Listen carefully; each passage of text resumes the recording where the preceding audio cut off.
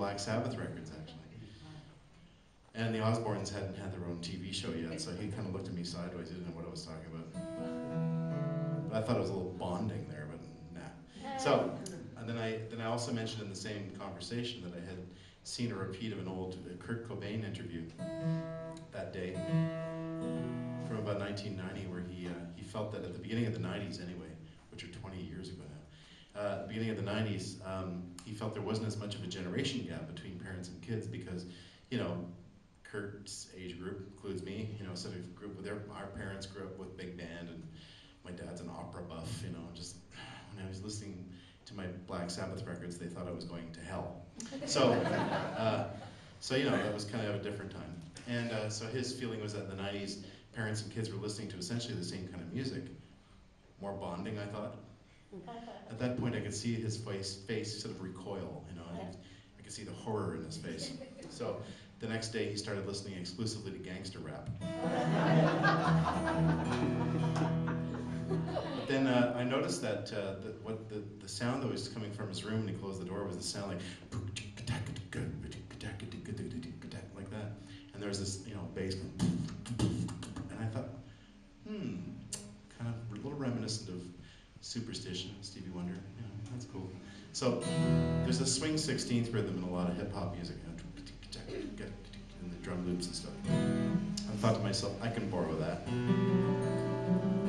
So it's great when I play these kind of high school events, because before YouTube, you know, it wasn't very often that young people got to see a guy rocking out solo on stage. Now it's all the rage on YouTube, but record companies and stuff didn't think anybody would really want to hear that stuff, but they're finding out they were wrong. Anyway, that's good.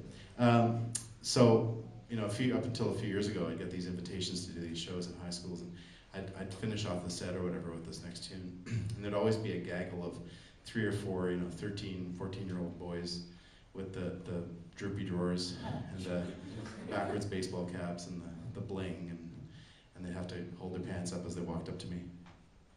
And it was always like, "Yo, Mr. Ross."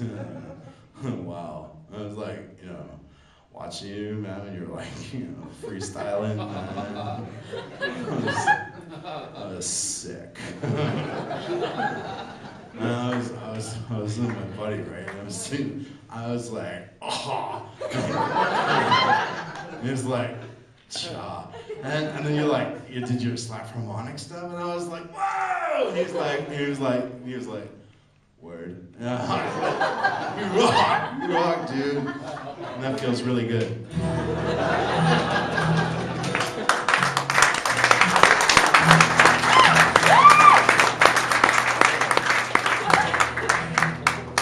I did a high school show last week in Washington, D.C., and I told that story, and all the kids went, it's